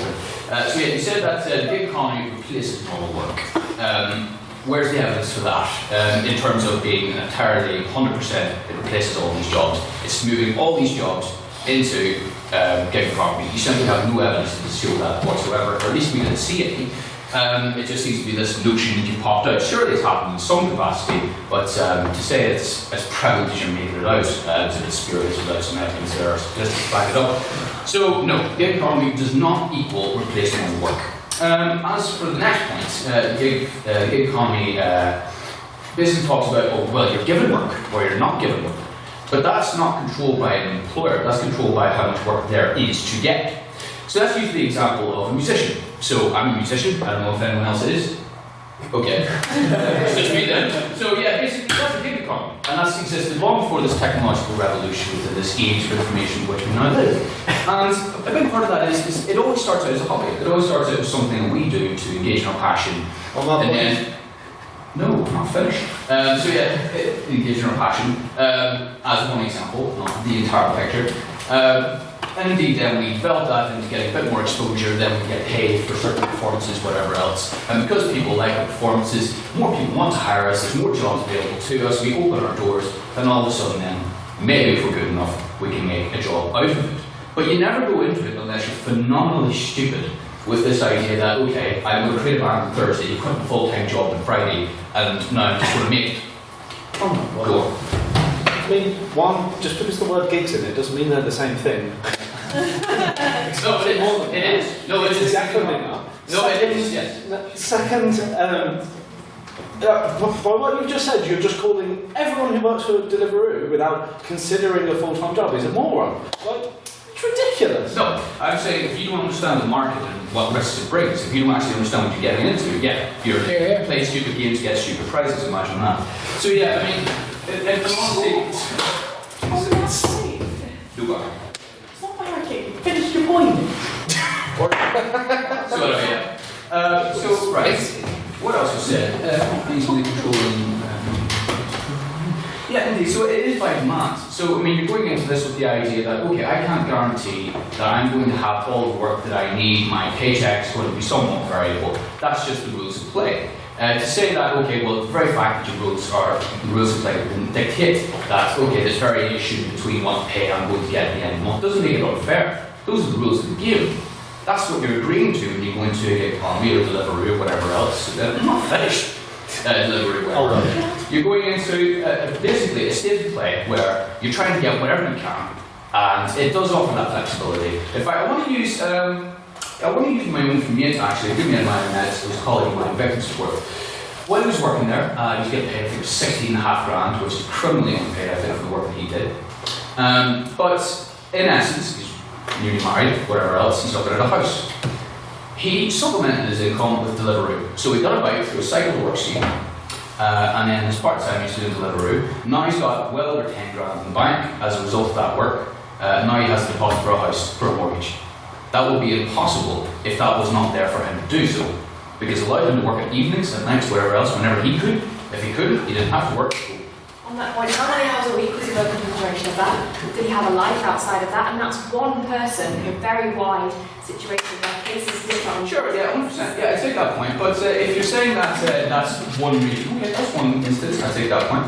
But to say that, okay, that's irrelevant, I don't think so. That seems to be the choice, at least the experience of many of the people that I know who are actually working, not just in Deliveroo, but also in Uber and things like that. It's a supplementation of income seems to be the most popular, indeed the most common statistically, route that people seem to follow with the gig economy. I don't think many people in the gig economy are taking it as a full-time job.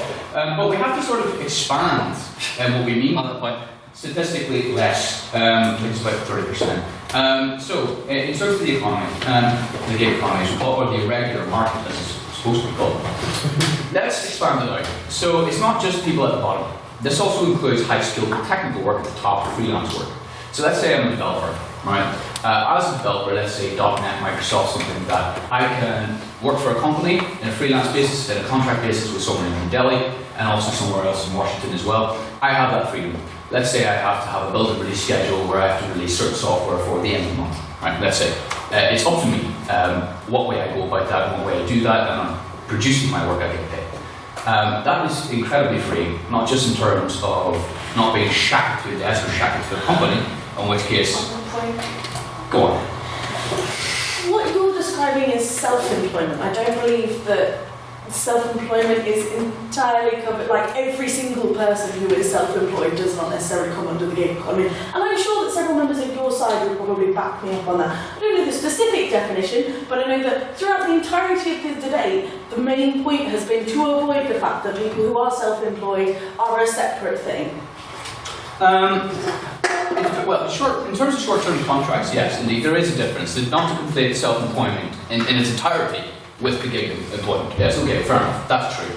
However, gig employment is still self-employment in the sense that you're setting up to a scheme. You're basically saying along the lines of, okay, fuck, I have so much to get through. Right, okay. Shit, right, okay, I'll take it. So yeah, the gig economy, weakening trade unions for the responsibility of the economy itself, or the ability to adapt to change. Okay, yes. So Jack brought up a point, right, saying along the lines of, okay, the gig economy is weakening trade unions, right, and this is terrible, it's all the gig economy's fault. Is it? Or is it the fault of the trade unions who are failing to adapt to this changing new world? A large part of this gig economy explosion hasn't actually been due to the economy itself, it's actually been due to this technological revolution that has made it so much more accessible through phones, through apps, through the internet, computing, everything. It's become a lot more prevalent now. But trade unions are basically, well, you're basically saying that, okay, well, the gig economy now must take responsibility for the failure of trade unions to adapt to these new states of play. I don't think so. I think that's what the trade unions themselves, I think they need to buck up their ideas, to be honest. So yeah, anything else? Because I'm running out of time fast. Yeah, so once again, let's all, okay, so in terms of protections, trade union protections, we'll just touch this very quickly. I would say less obligations equals less protection. I would say that the less shackled you are to the company or wherever else, the more freedom you have to choose, the more freedom you have to feel, and the more responsibility you take for that freedom. I think, to be honest with you, with rights come responsibilities for those rights. You get the rights to choose your own hours. You have the responsibility to choose those hours wisely. You get the right to leave or go outside of a contract. Well, you have the responsibility for, let's say, your injury or whatever else that happens to you in carrying out that job. But anyway, I run outside. Cheerio!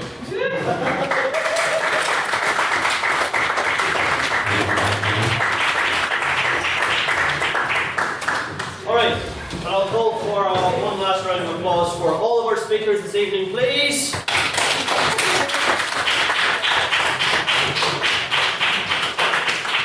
And we do now steady ourselves on to the questions. A lot of interesting concepts to unpack. So we'll go firstly to any questions in the room for the proposition. There's no doubt. Mr. Carey. Right, so mostly directed towards Cormac for that. You mentioned that the gig economy had somehow created a monopoly. How companies like Deliveroo dominated the markets of not walking around to Boojan to pick up your burrito box? Traditionally, this would be handled by the individual restaurants, and surely couldn't that benefit the restaurants in allowing them to take on more people? They no longer have to employ someone to hop on a bike and drive around to deliver stuff, allowing them instead to create more food, and therefore allowing for lower costs and more employment, while an entirely new sector and a new business emerges. Sorry if that's a little incoherent, I've got a cold and I've got a splitting headache. Doth the proposition wish to respond? Yes, no, I think I do have a question. I guess the way that it creates a monopoly, or it goes in the direction towards a monopoly, is that instead of Ujum having their own workers with their own terms and conditions, and Umi Falafel having their own with their own terms and conditions, and Subway having their own, and so on. Now Deliveroo get to set everything. So for example, if Deliveroo don't want to pay minimum wage, because they can get away with it by calling their people self-employed contractors, then Deliveroo get to do that. And if they have no competitors, they don't really have as much of, or there isn't as much of an incentive for people for them to put high conditions, because people will still be forced to use them whether they have alternatives or not. I think a good example is in certain places where Uber has taken over from traditional taxis, and you see that where they have huge market dominance in certain cities and areas, and they effectively get to set the terms of under which anybody who wishes to work in a taxi, Uber-like job has to go by. Right. Mr. Respond? You keep saying there's no competitors when I keep listing the competitors that exist. The circumstance here that we're going is, yes, it's sort of a burgeoning industry, so we're having the teething problems right now of competitors arising. But as more and more services start emerging into this industry, you will find that this competition has to occur, and they will be competing for the workers that they get, and they will end up with better conditions as a result of this. An example, we're seeing this in the food industry. I've mentioned Deliveroo and Uber Eats, but I have a relevant example that adds to the point, I think. So we have Deliveroo as sort of the big boy in the food delivery market currently, and Uber Eats shows up and it wants to sort of penetrate that market. And so it decides that it's going to strike a deal with McDonald's so that they get to deliver McDonald's, which provides a service which the consumers previously didn't have, causes Uber Eats to have a bigger user base and therefore be more popular to consumers and get more users, and therefore be able to compete properly with Deliveroo. And therefore it is a significant competitor to Deliveroo, and Deliveroo and Uber Eats have to start competing with each other for riders in order to better get a deal. So if there's no monopoly, like, you can make a lot of points about the gig economy, but you cannot suggest it creates monopolies, because it just doesn't. Any questions now for the opposition? Mr. Thornton. Thank you. Point of clarification, first of all, it's named the gig economy because it is born out of the band's paid per gig. Paid per gig. Sorry. No. My question is to do with tax.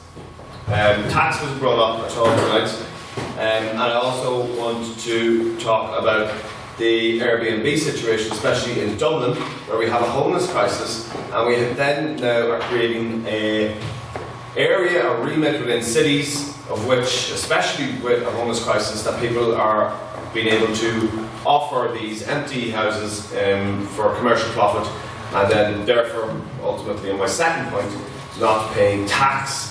We know HMRC last year said £4.4 billion is lost in taxation due to cash in hand, which I know is slightly different than electronic payments, but it's a huge problem, and tax was not brought up by anyone tonight. I'm also disappointed in the proposition.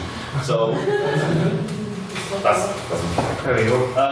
Opposition to respond, if you wish. I have a point on this, it's not quite relevant. It's very interesting. I would imagine not putting tax because it's an absolute nightmare. But yes, it is a problem, absolutely. The big thing about the gig economy, or indeed any sort of economy that's being boosted by this sort of technological revolution, right, apps, stuff like that, is that it is outpacing our ability to legislate for it. And it's outpacing, for instance, the likes of the trade unions, their ability to deal with it. Whether or not that is the fault of the gig economy, of course, I would say it's not. I think it's the fault of the institutions at play that should be making that provision for that in this new world, so to speak. But yes, in terms of the tax situation, really, I'm not a legislator, so I can't really say what would be best for the environment's tax code and how we do it, to be honest with you. I really can't say, but I suppose I could make a stab at it. Which is what we can do. So yeah, I mean, a large part of it, I think, introducing technology maybe into the means or the ways in which we do implement tax code would work. I think maybe tracking businesses, maybe putting trackers in there, so that you can see, okay, how many customers have you had, how many transactions, maybe you can have all of those. Of course, then it comes into GDPR to a certain extent, potentially it's GDPR identifying, but you can make payment as well. So yeah, I mean, that's the best answer I can give up, really. Okay, thanks. Do the proposition wish to respond at all? to build on the point that was made in the question about Airbnb, the example is in yesterday when I was renting out, particularly in cities with strong tourist industries, they aren't just renting out abandoned houses that they happen to own. There is significant evidence that owners of, for example, tower blocks are removing their existing residents and replacing them with short-term renters on Airbnb to create more profit and but obviously adding to the homeless crisis, forcing local people out of the area and adding to a wide range of social and economic issues. When it comes to tax, I like a shrinking minority of people in this room. I'm not a law student, so will not even attempt to go there. When it comes to the issue that we're of course being immediately did out from my speech on trade unions in the economy, simple fact is, it doesn't matter whose fault it is at this point. The simple fact is it is a negative impact of this kind of state of employment. Whether or not you blame the structures involved in the economy or you blame the structure of the trade union, it's the negative thing that is happening to the workers that are involved in this kind of employment. Right, will I take any abstaining points? Mr. Hickman. From tax to taxis. I have like a point to pick up. Guys, like give me something.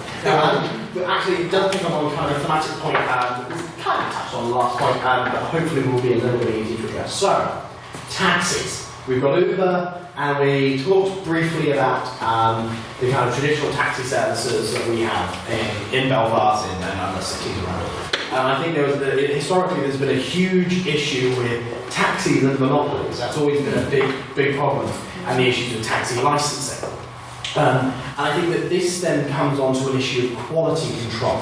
And this is something that actually, there are two sides to this. One, and that's why it's unstable. One of which, so I'm going to give the spin that the opposition I would like to address on this first.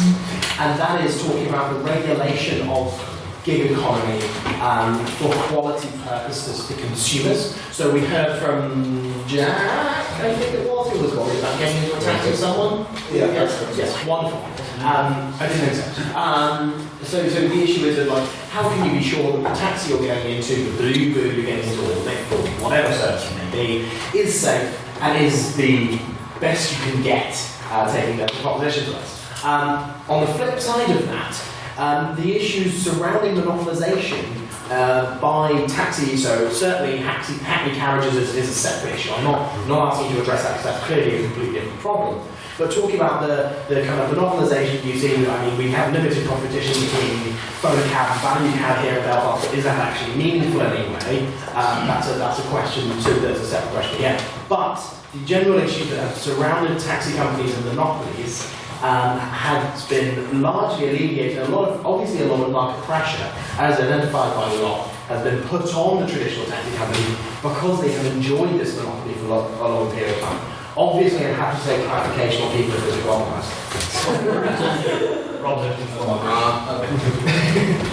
Proposition one first. That's you, Mr. Hubble. I had a whole spiel about hackney carriages. Disappointed with that. The monopolisation of taxi ranks and why Uber might go after that one. Yeah, why that's provided a bit more competition. I would say that competition would exist if it was a market where that was useful. So you have competition in places like Belfast where you have a few more companies popping up. You don't have competition in rural areas a lot of the time. And Uber might provide that competition. If it doesn't, the problem is, it's making workers compete. It's not making companies compete. It's making workers compete by sacrificing their rights. By sacrificing their ability to join the challenge. The race to the bottom. But yeah, it's so one, it does put competitive pressures on, but either those companies will then adopt poor working practices in order to compete with companies like Uber, or, as in the case of Deliveroo and Uber Eats, actually you'll get new competition in the form of the gig economy, so you have other companies that don't pay their workers properly because they're self-employed, whereas they're not self-employed but they're workers. So actually, they can create a monopoly, but even if it's competition to the bottom where workers' rights are the least of their concerns. Okay. Opposition to reform? Okay, so I'm very glad this question got asked. This is the thing I've actually gone on many spiels about to various people. It's how does a service like Uber ensure quality amongst its drivers, and how does it ensure that people feel comfortable when they're getting into that taxi? And the way Uber does it is through a rating system. It is through a sort of self-contained rating system in which consumers who use the service give a rating and you receive a rating after every trip. As many people will know, I find this rating system currently thoroughly imperfect, and there are many improvements that can be made to it, but it's a good principle, something the industry should expand upon to make people feel safer. Some examples, I've gotten the SEER back up, and I'm going to go through like some of the not only ratings, but also some of the reviews that he received from people, and I think this sort of exemplifies what we think this, how we think you can ensure that you feel like you're getting into a taxi with someone you can trust and you feel like they're not going to get you killed. You can't give POIs on responding to a question. Nasir was welcoming, polite, and extremely professional. A pleasure to write with. Thanks for thanks for the great talk. Thank you for being such a calming influence. A pleasant trip, thanks. Habla español. I'm not joking, that one's there. But that's the kind of thing. And you want, basically, you can, when you see that you've got this rider, you can see their rating, you can look up their previous reviews, and you can determine whether or not you want to keep the trip. So that's how you ensure quality of service. Right. And we are running short of time. I'm going to try and go for like one more round of questions if there's the interest, but I'll be timing your answers, keep them exceptionally brief. So, going firstly to the proposition again, which seems to be Mr. Thorne. Thank you. I've heard the comparison between Deliveroo as a traditional delivery driver for the Chinese or takeaway alone, and I am confused also with the comparison between Uber and phone a cab, because under my understanding, phone a cab operates very similar to Uber, where the taxi driver will pay a weekly charge for the use of the phone a cab app and their services through the call centre, and the money that they make per gig is theirs. Now, I'm sure that Uber takes a percentage of the cut.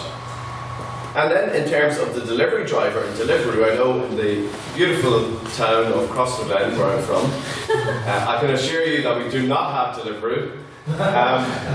But what we do have is the local Chinese, of which, from my understanding, is that the delivery driver will get the money of the delivery charge that is put on extra whenever I phone the takeaway. So I'm extremely confused, because the point that you are making is completely invalid. If you're going to start comparing it to eroding workers' rights within the Chinese that I'm in, within the phone a cab app that I'm using, your points tonight were completely irrelevant.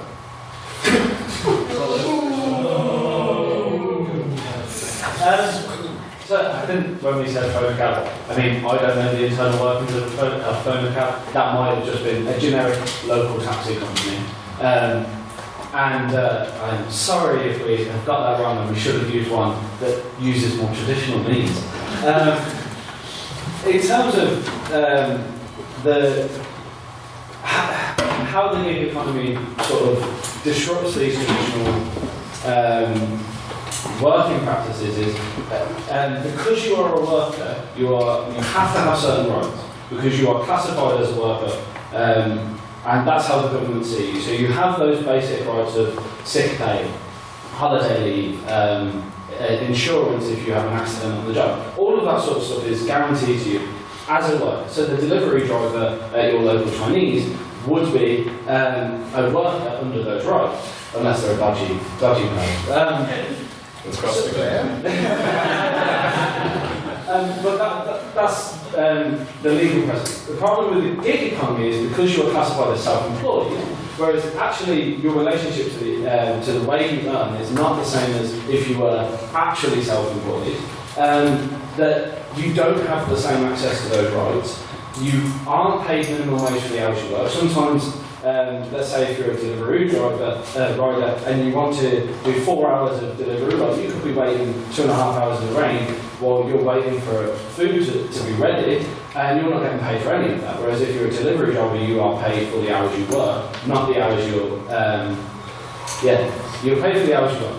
Whereas in the gig economy, you won't be. So actually, because of a niche way of phrasing, they've managed to actually diddle workers out of their rights. Mr. McArdle, just start making an annoying noise after 30 seconds to like speed you up. Let's get the point in that the sort of industries that we're talking about here, food delivery, taxi, workers did not enjoy specifically very good rights at the time. This actually even enhanced their rights, opened up opportunities that they would not have had under the traditional economy. I can hear the giggers from Comedy Corner over there, and it's fine. That was quite a cute name.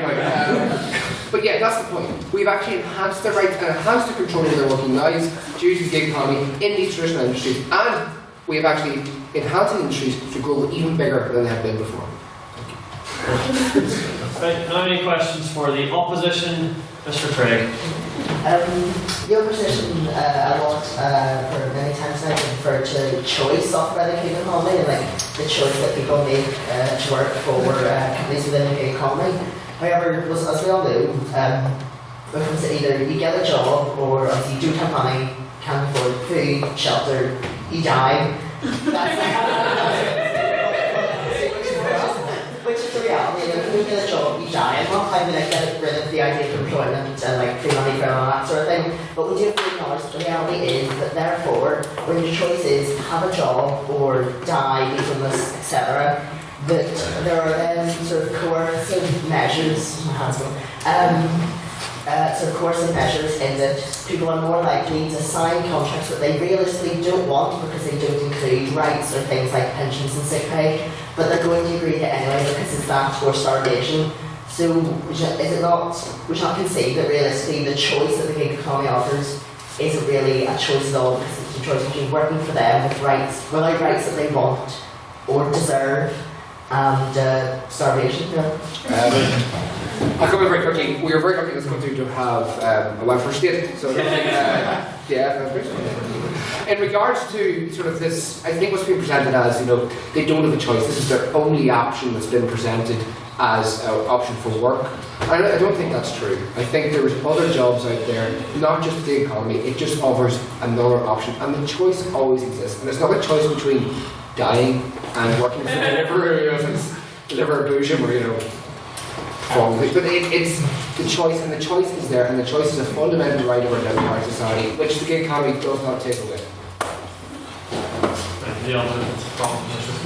I think that's a well-made point about choice, because if it's a coerced choice, it's not really a choice at all. If you do need money to support your family, and the only job in front of you is from the gig economy, then it is you don't really have a choice whether to accept it or not. But furthermore, even if your job isn't in the gig economy encourages this race to the bottom, which means that even if you're trying to choose between traditional jobs or gig economy jobs, you're still going to have less rights because of the effects of the gig economy, and for those reasons we regret it. Right. Now, finally, one last abstaining point, so I will go to Mr. McGinnis. So I think a couple of, something that's been bandied about quite a bit this evening is this idea that the gig economy is moving too quickly for legislators to really catch up with it. But I think something that hasn't been acknowledged is that the gig economy is actively trying to prevent legislation from catching up with it. When concerns have been raised about Airbnb allowing people to circumvent tenancy laws, those Airbnb have aggressively lobbied and challenged legally those sorts of cases. When people were raising concerns about the lack of background checks allowing abusive or stalkerish people to work at Uber, not only have Uber sort of resisted any kind of legislation regarding that, they have also hired private investigators to find blackmail material on the reporters bringing up these cases. I think you can't really. What do you make about the idea that you can't really? The inability of legislatures to keep up with the gig economy is actually an active attempt by the gig economy to prevent itself from being regulated, because it's being run by Silicon Valley bros and venture capitalists, the two worst strati of human beings on the gig economy. Obviously. That's just not Fine. You never pick me. This is what I have to resort to. Right. Order. In response to a non-abstaining point, I think a totally irrelevant answer. I like Pepsi, it is nice. There we go. Do you wish to operate a similar response, or are we? I don't like fizzy drinks. And I know that's controversial for you. I like a cool, refreshing glass of OJ's.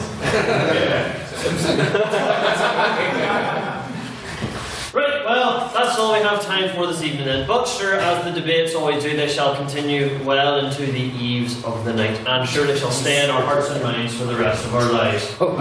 So, it's now time for the vote. You can get your membership cards if you want. Fairly sure everyone in the room has paid tonight, so I don't really care too much, but this is the binding vote on speaker ability. So, if you would wish to vote in favour of the proposition, please raise your hands and say aye.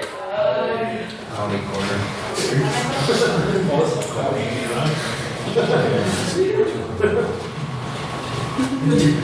15.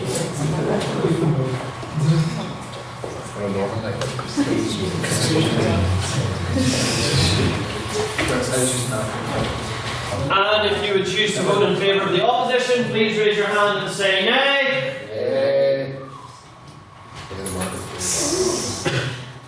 And if you wish to vote abstaining, say nay.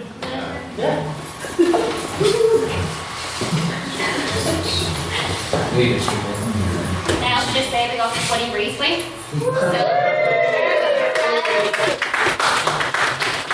Most engaged have ever been on Twitter. Seriously, you need to get called up or Oh, it'd be amazing. What would it be? Who cares? Alright, Matthew Bradley, status report. Status report is as follows. There were 15 ayes, 5 nays, and 6 abstentions. The ayes have it, then the ayes have it.